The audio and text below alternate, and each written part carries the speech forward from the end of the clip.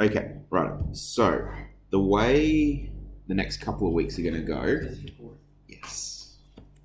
The way the next couple of weeks are going to go is we're going to finish off this very last topic, which is Pascal's triangle and binomial theorem.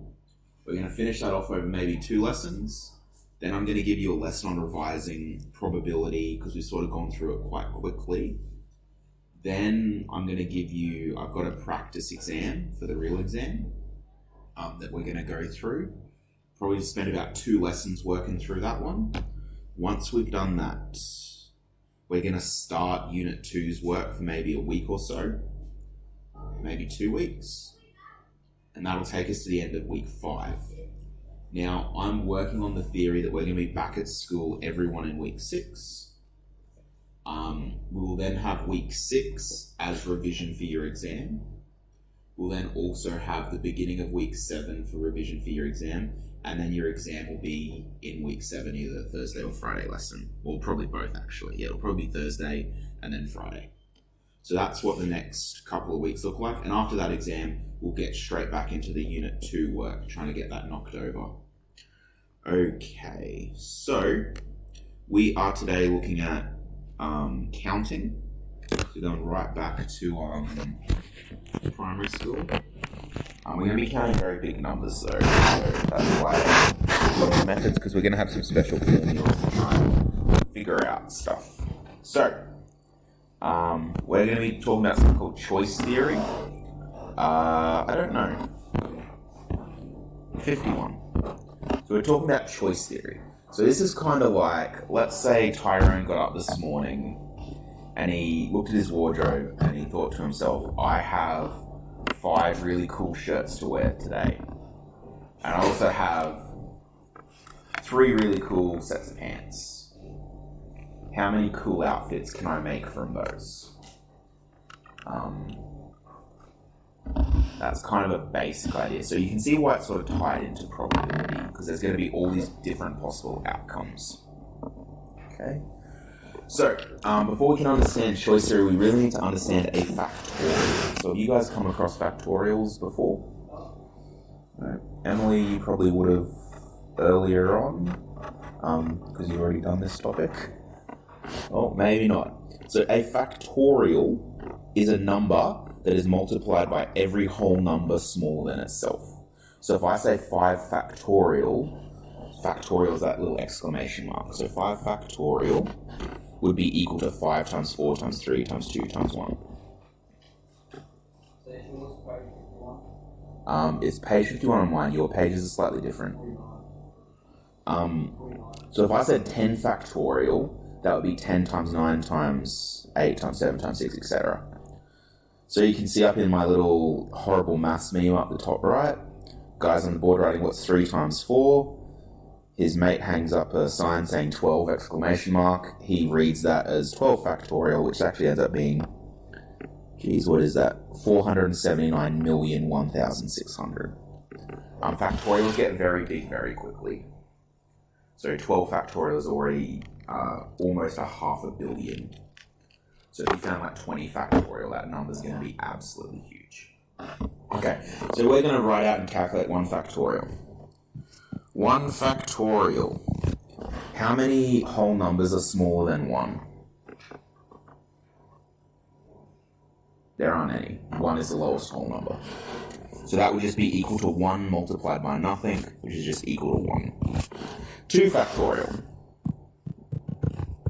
That's just 2 times 1, which is equal to 2. 3 factorial is 3 times 2 times 1, which is 6. 4 factorial. 4 times... just for the sake of space, if I did 4 times 3 times 2 times 1, that's kind of the same thing as 4 times 3 factorial, isn't it? Just to save myself writing out all these numbers multiple times.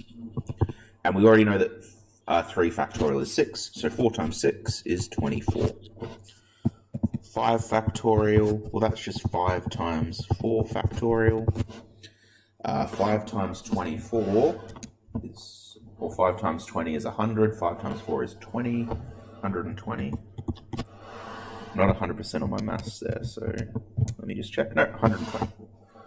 So as you can see, 5 factorial is already getting quite large compared to like where you were a couple of numbers earlier. You know, 3 factorial is 6, 5 factorial is 120. Goes up very, very quick. Okay, so factorials are often used in problems involving choices, specifically where there's multiple options to choose for a limited number of spaces. So if I, for example, had, let's say it was random, the amount of people that were coming to school at the moment. The last few lessons we've had 3 students in the class out of, let's call it 20 students. We could actually calculate how many different combinations of 3 students we could have in class using factorials. So you need to choose, let's use this one as an example, you need to choose 2 mates for a challenge and can choose from Brooke, Alexis, Joseph, and Thomas. How many different combinations are there? So we're going to do this one by hand. So I'm going to make 2 assumptions. The first one is that a team of Brooke and Alexis is the same thing as Alexis and Brooke, that it doesn't matter who's in the first position. So we're just going to write out all the different possible combinations. So I could have Brooke and Alexis. I could have Brooke and Joseph. I could have Brooke and Thomas. Then I could have Alexis. We've already had Alexis and Brooke, so I don't need to worry about that, but I could have Alexis and Joseph. Alexis and Thomas. Sorry. And then I could have Joseph, but I've already had Joseph and Brooke, Joseph and Alexis, so I can have Joseph and Thomas. So that's 6 different combinations.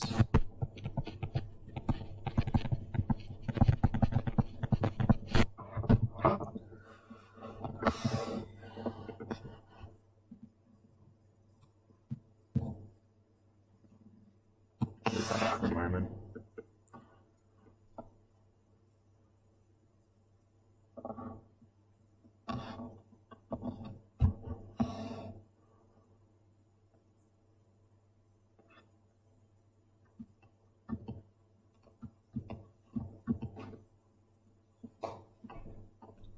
Okay.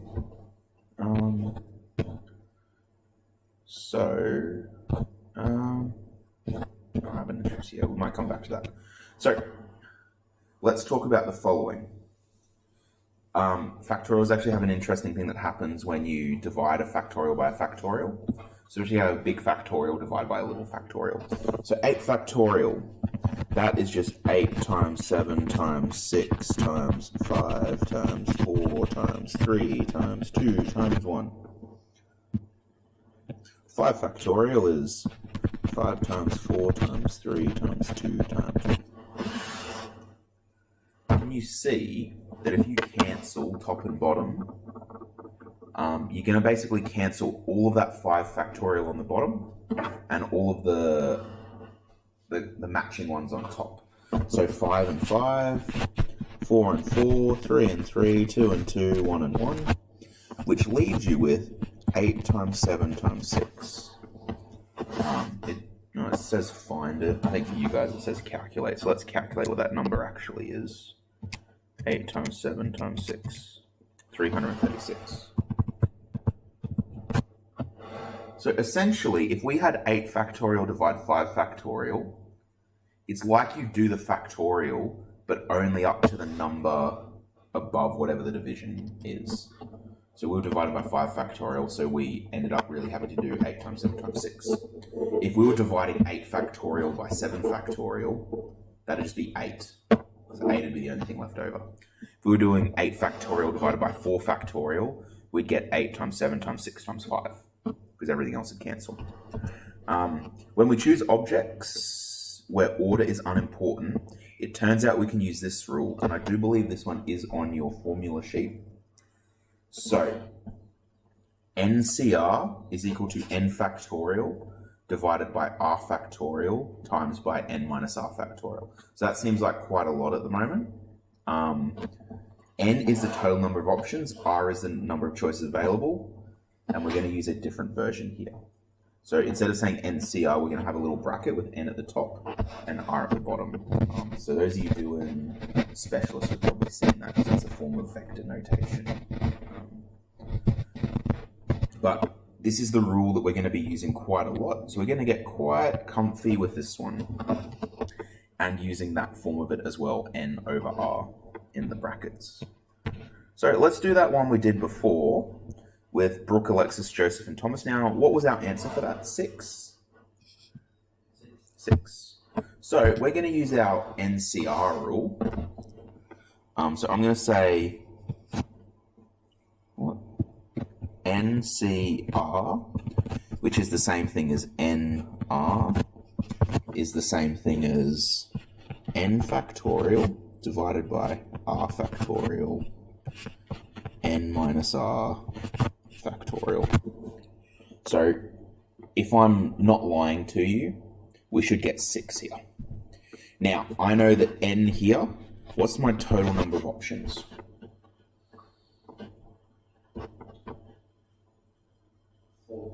4.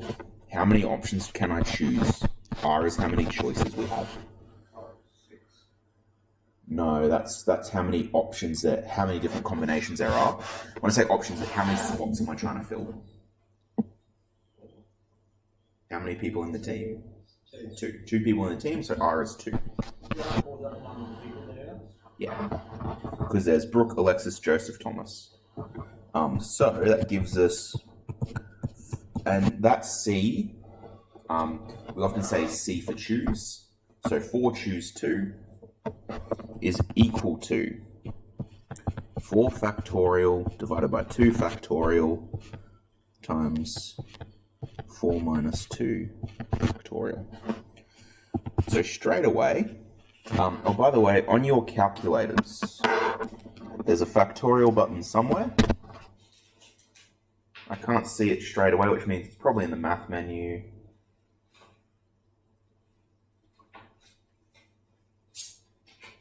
Can you see anywhere on the front where it has an exclamation mark?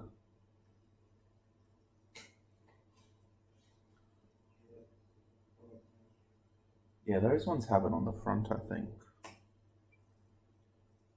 Here we go. So if you click math, for these calculators, it should be the same for you, Mark. If you click math, so the third button on the left, and then at the top, you should have a bunch of things on the top. You should have math, number, complex, probability, fraction. If you go right to probability, on my calculator, number 4 is an exclamation mark. So that's how you find factorial on the calculator. Well, you got to put in a number first. But I'm going to do this the old way. So we have 4 factorial. So 4 times 3 times 2 times 1. I'm doing this basically the tech-free way because it's possible to do it the tech-free way. I will always try and do a problem without using a calculator if I can, just to show you how to do it. 2 factorial is just 2 times 1. 4 minus 2 is 2, so we end up with times 2 factorial, so times 2 times 1. Okay. So looking at that, straight away I can cancel this 2 and this 1. So that leaves me with 4 times 3 on the top, divided by 2, so times 1. So that gives me 12 divided by 2, which is 6.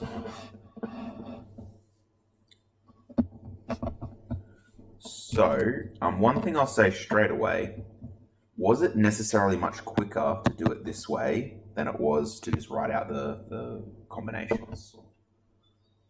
In this example, it probably took about the same. But what we're going to do is look at things where you have like 50 choices and 10 slots.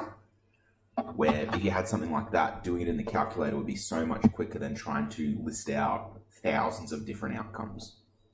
So if you ever had a small one like this, I wouldn't hold it against you if you decided to use just write them out. That would be a fine way to do it. But if you have one that's going to have bigger numbers, definitely use the formula. Okay. Ice cream parlor offers strawberry, chocolate, banana, spearmint, caramel, rainbow, hazelnut, cookies and cream, and mango flavors. If you purchase a 3-scoop cone, how many possible combinations can you make? So once again, this only works where order doesn't matter. So I'm going to assume that this person doesn't care what like flavor's on the bottom or whatever. So how many options do I have? What is n going to be? What's n?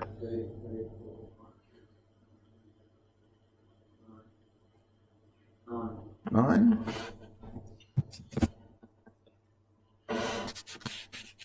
Yep, I agree. How many options do we get to choose from those 9? What is R? 3. So, what we're trying to find is 9, choose 3. 9, choose 3. So our formula, and what you'll find, guys, is I always write out the formula just with the letters first. One of the reasons for that, it's to show you, just so you can see where I'm getting all the information from. But the other reason is that when we write out the formula, it just makes it muscle memory for us, or like brain memory. Brain memory, that's the dumbest thing I've ever said. But like when I see this problem, without having to think about it, I just go n factorial divided by r factorial times n minus r factorial. I haven't done these problems in a year, and yet already just by writing out the rule a couple of times, that's sort of stuck in my head. So that's going to be 9 factorial divided by 3 factorial times, and I'm just going to jump. I'm just going to jump to saying n minus r is 9 minus 3, which is 6. 6 factorial. Now this one I am going to do in my calculator because I think the number's going to be in the hundreds. So I don't want to be doing those calculations in my head. So all I've got to do is in my calculator, I'm going to type 9, then go into the math menu, across to probability, and put in factorial. So this is going to be a bit annoying for the people at home that can't see what I'm doing. Then divided by, and I'm going to put brackets. The reason I put brackets is there's 2 things on the bottom of the fraction, and you don't want it to just divide by the first thing, otherwise you might have an incorrect answer. So bracket, 3 factorial. I probably don't need to do 3 factorial here, because I know that 3 factorial is equal to 6. 3 times 2 times 1 is equal to 6. But just for getting used to doing it, so 9 factorial divided by bracket, 3 factorial times 6, and then back to my math menu, across to probability, and down to the factorial button. And then close that bracket. So for those of you in the classroom, that's what my calculator looks like. 9 factorial divided by bracket, 3 factorial times 6 factorial. Oh, I thought the answer was going to be bigger. Ends up being 84. Did you get that same thing, Tyrone? Still working it out? Well, that's probably not helpful. So I'm pretty sure. Yeah, it was the same thing that you said. Probability, How can I use it? So go to 9, and you want to put the factorial, so you go across, divided by 3.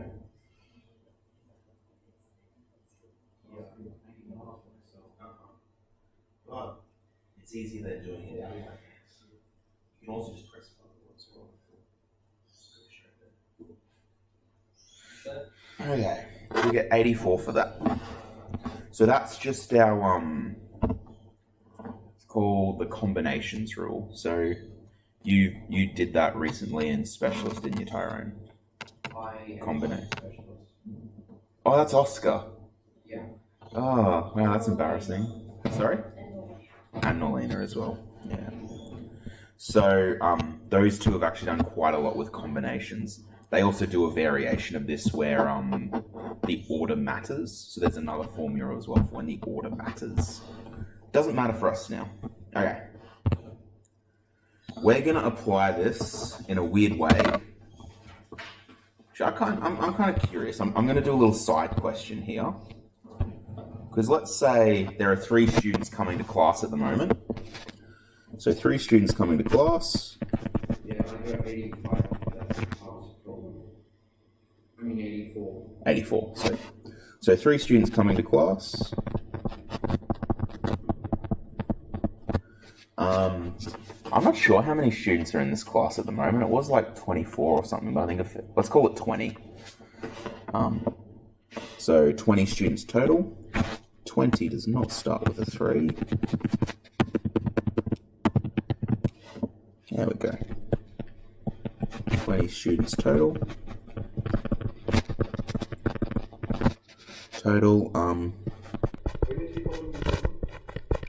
We'll do the. I'll get you to have a go at the problem once we get to it.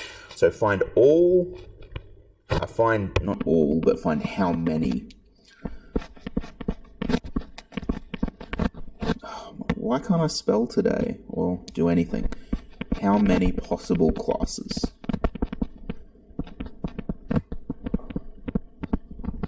Classes could sort of be made up. So at the moment I have Mac, Tyrone and Emily, which is one possible combination. But out of 20 people, we should be able to make quite a lot of different combinations. So I'm going to get you guys to have a go at solving that one. Oh, so there must be 3 people per class. Yeah, so like, let's say that I was only allowed to have 3 people in here because of social distancing or something. How many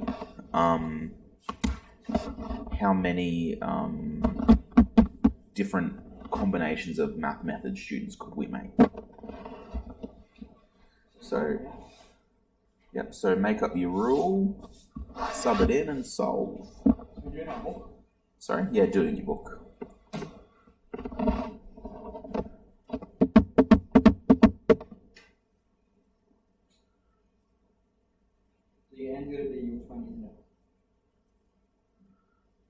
Yes, n would be 20. Then what would r be? 3. Then you've just got to use your formula with n of 20, r of 3. So 20, choose 3. 20, choose 3. Be 20 factorial divided by 3 factorial times 20 minus 3 factorial.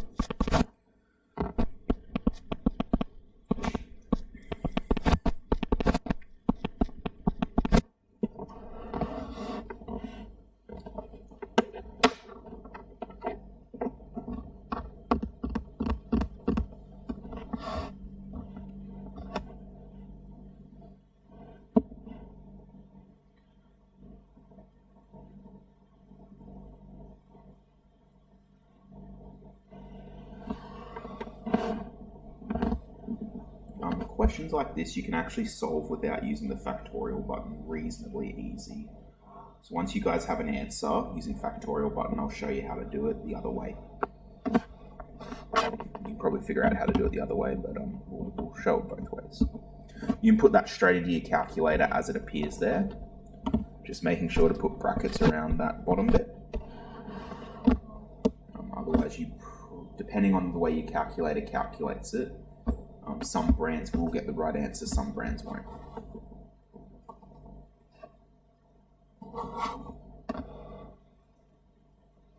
What's that equation called?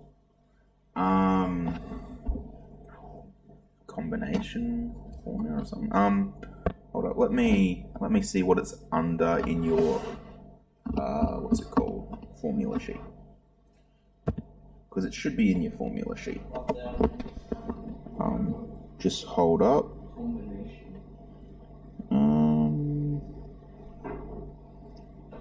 So you got binomial theorem there. Binomial probability, but that's not really what we're looking at. Maybe it's not on your formula sheet.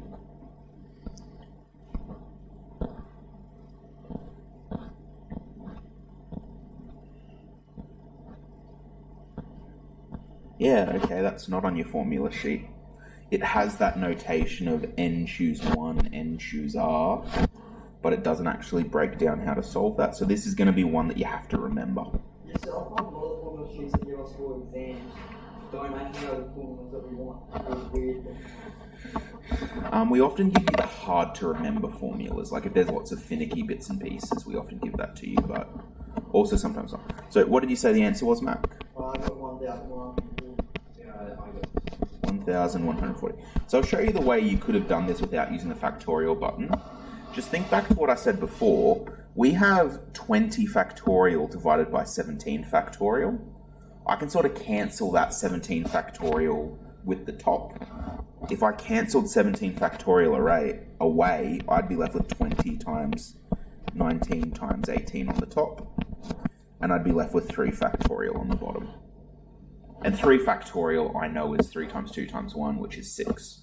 So I really have 20 times 18 times 19 times 18 divided by 6, which is probably a bit quicker to do in your calculator than going to the factorial button 3 times, which can be quite annoying. Okay, let's get back to it. So that's just using that combinations rule.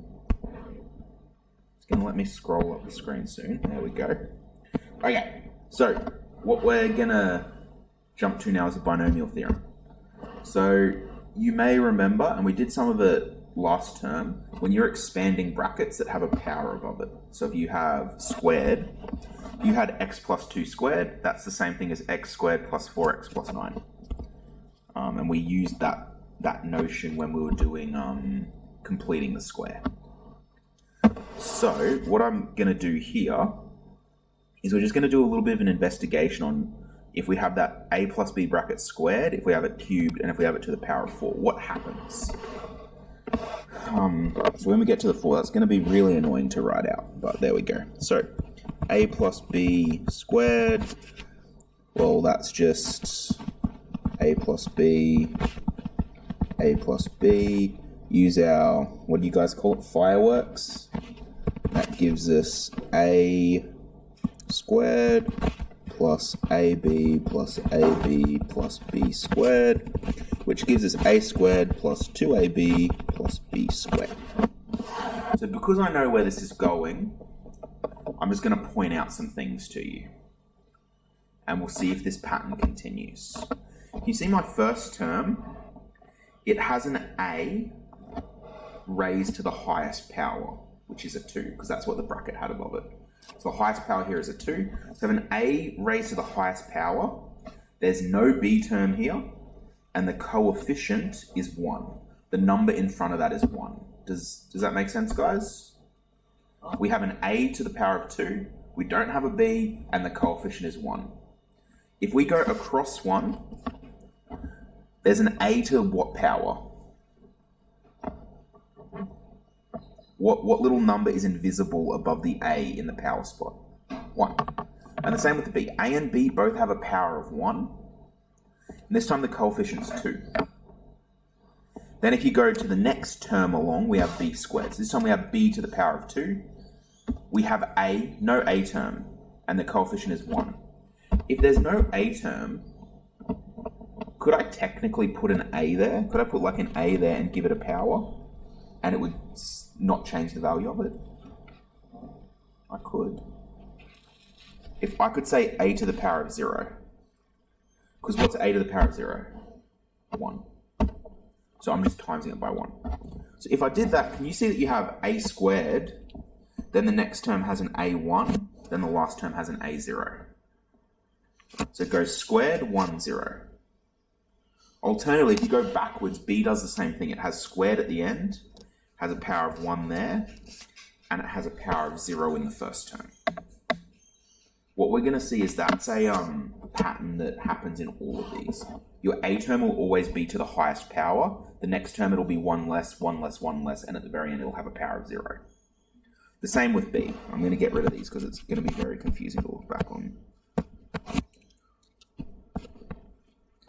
What you're also going to find, the coefficients, the first and last term are always going to have a coefficient of 1, and the coefficients in the middle are going to be symmetrical. That's alright. We like it anyway. A plus b cubed this time. So based on my prediction, my first term should be an a cubed, and my last term should be a b cubed. And I should see the powers for a drop down 1 each time, and the powers for b go up 1 each time.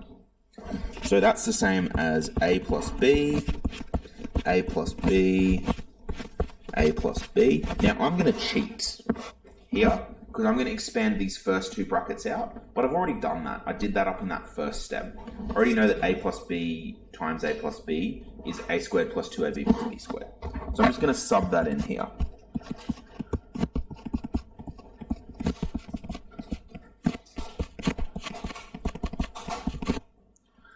So let's expand out our brackets now. So I'm going to times a squared by both terms in the second bracket. That gives me a cubed plus a squared b. Okay. So I've done my a squared by both terms in the second bracket. I'm now going to do 2ab by both terms in the second bracket.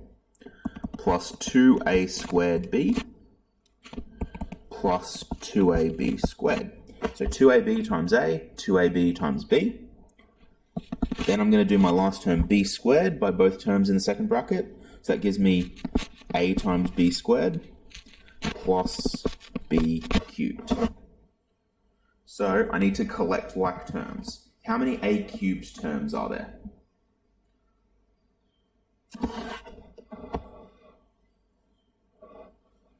How many a cubed terms are there? 2.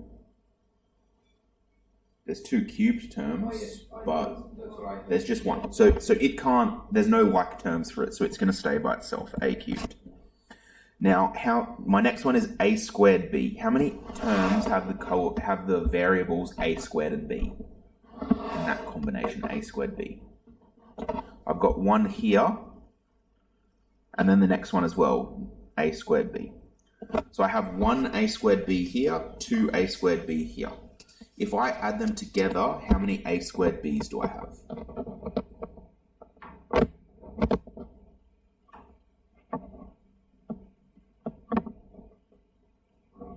3. Because I have 1, and then I have another 2. So I have 3 a squared b. Now my next coefficient is ab squared. How many ab squareds do I have? Where? So, this one. What's your question, sorry? Yeah. But there's another ab squared term, which is over here. So all up, once again we have 3 of them, because there's 2 here, 1 here. So that's plus 3 ab squared.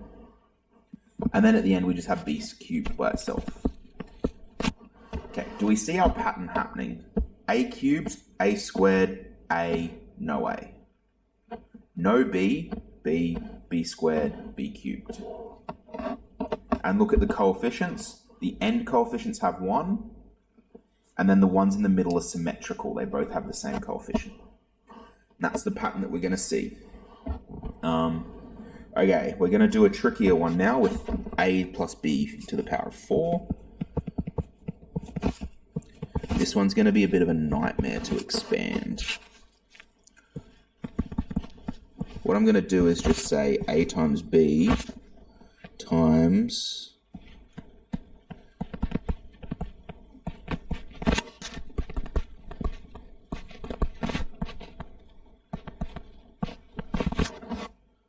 So I'm saying that a to the power of 4 is the same as a plus b to the power of 4 is the same as a plus b and then a plus b cubed, which is that answer from the last one.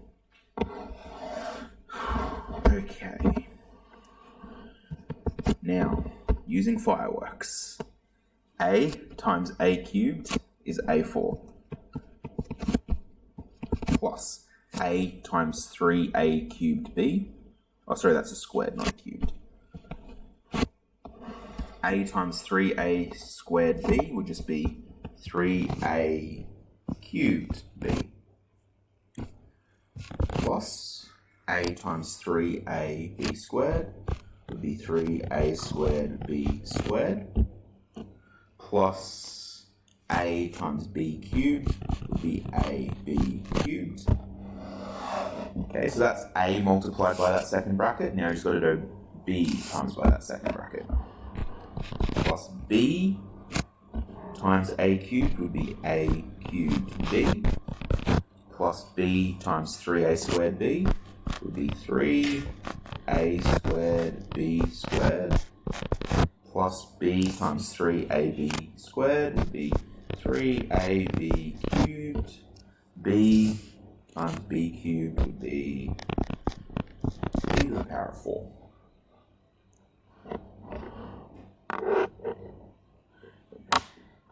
I'll give you a moment on that one.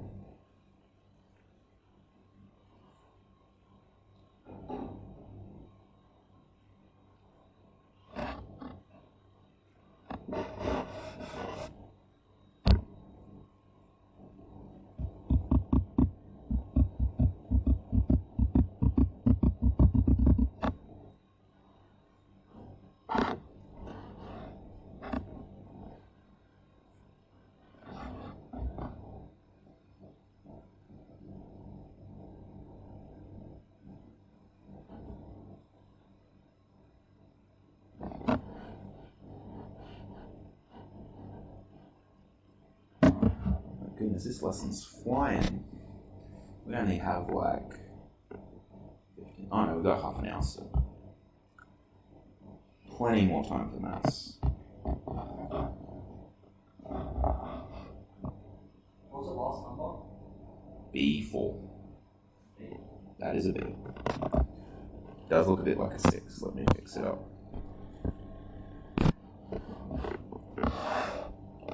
Okay, so let's combine it now. Let's clean it up. There's only one a to the power of 4 term, so it's going to stay as is. Now, if we look at 3a cubed b, we want to look for any other a cubed b's. There should be one other, and is that it over here? A cubed b. So altogether we have 4.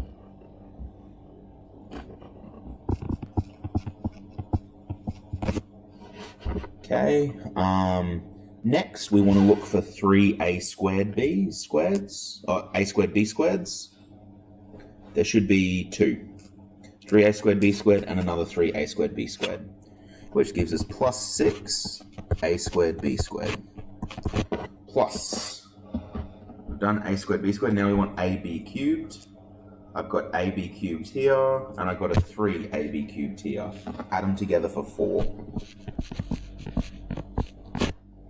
4ab cubed, and then we've done every term aside from this b to the power of 4.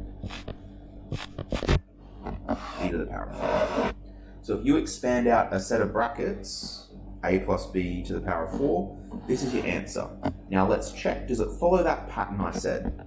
You start with your first number a to the highest power, a4.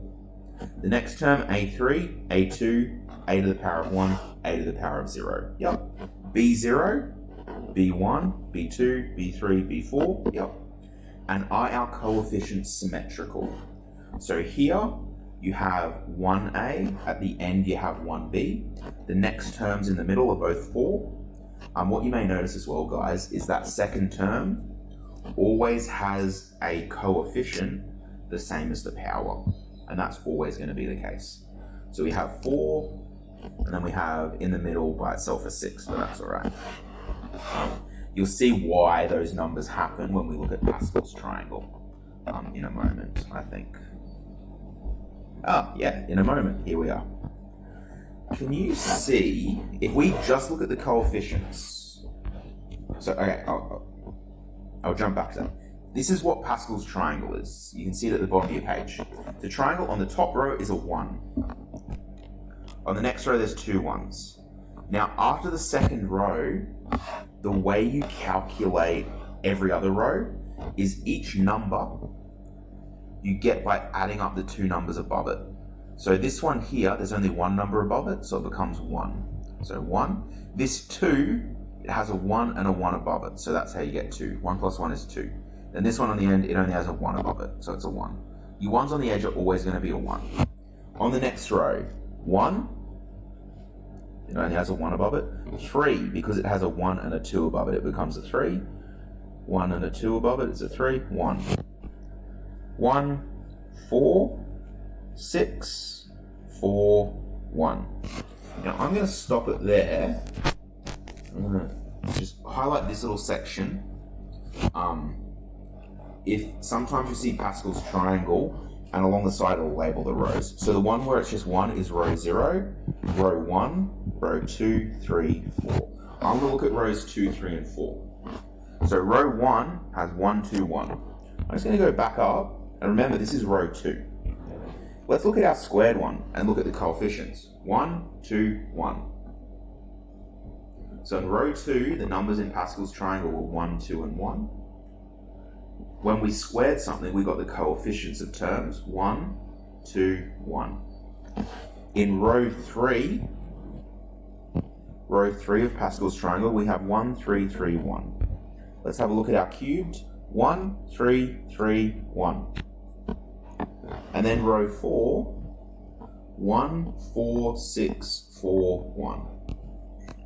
1, 4, 6, 4, 1.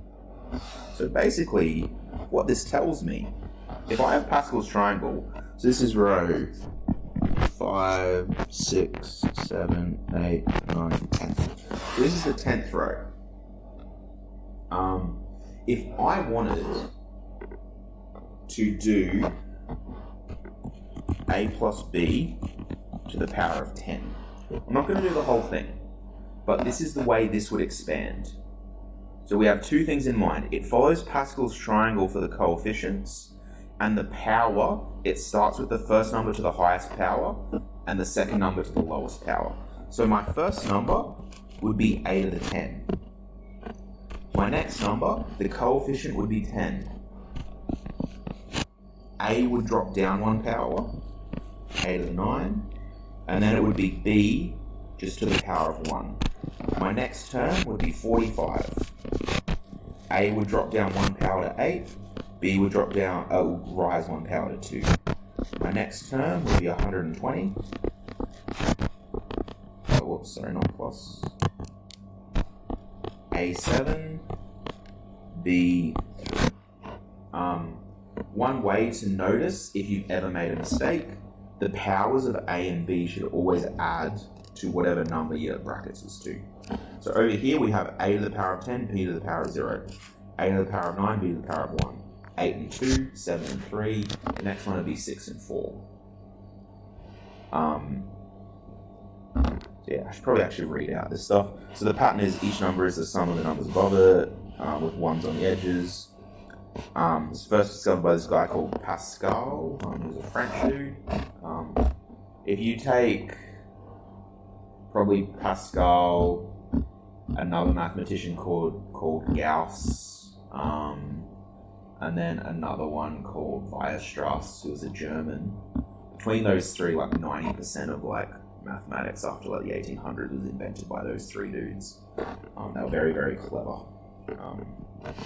I think Gauss, you may remember back, he's the guy that figured out the sum of a arithmetic sequence. He's the guy that figured that out. Okay, so, there we go. So, what I want you to do, if we're thinking about Pascal's triangle, if we go back to the choice theory, I've replaced each of these numbers, each of those numbers, with its choice variant. So if I have 0 options and I want to choose none of them, how many ways can I do that? If I have nothing to eat and I don't want to choose, there's one way I can do that.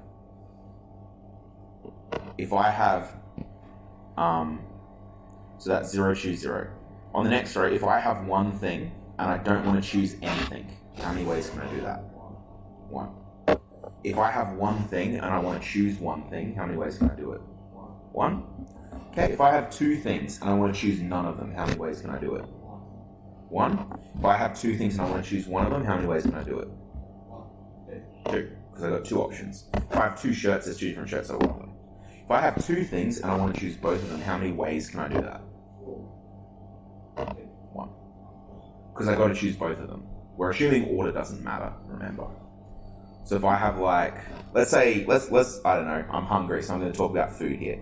Let's say I have nothing for lunch, but I also don't want lunch. So I have one option, eat nothing. I have one thing for lunch, but I don't want to eat anything. There's one way I can do that. Or I have one thing for lunch and I want to eat one thing. There's one way I can do that. I have two things for lunch, but I don't want to eat anything. One way I can do it. Two things for lunch and I only want to eat one of them. Well, I have two options. Two things for lunch, but I want to eat both. There's only one way that can go down. Three things for lunch, but I'm not hungry. I have one way I'm going to eat lunch. If I have three things for lunch, I want to eat one thing. I have three options. Three things for lunch, but I want two options. Well, that's where you have to start thinking a little bit more. Okay, here's all my options. They'd end up being six. Sorry, there'd be three. Never mind, there'd be three. Because if you think about it, I'm jumping ahead to the next line. If you think about it, if you have three things, you want to have two. Basically, that means each time you're leaving out one of those things of food. So there's three different ways you can leave something out. And then if you have three things for lunch, you want to eat all three. Well, there's one way you can do it. One way, 4 ways, that ends up being 6 ways, 4 ways, 1 way.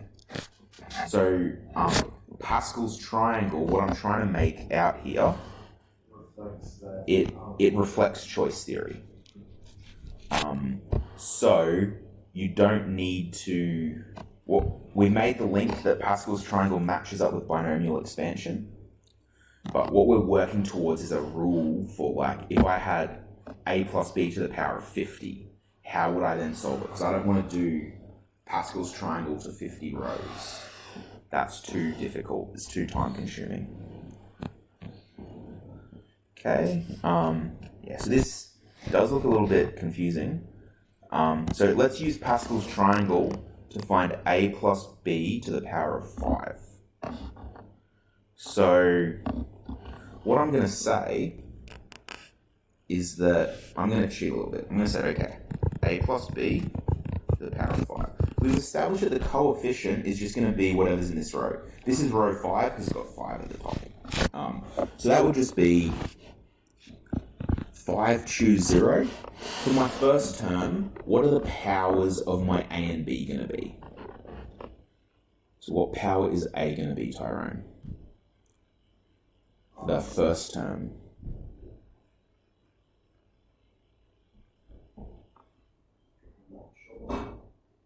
Okay. Mac, you got an idea? So let's have a look up here for this 10 one. My coefficient was 1, and then the power of a, the first thing in the bracket, was 10. The power of b is 0. So the power of your first number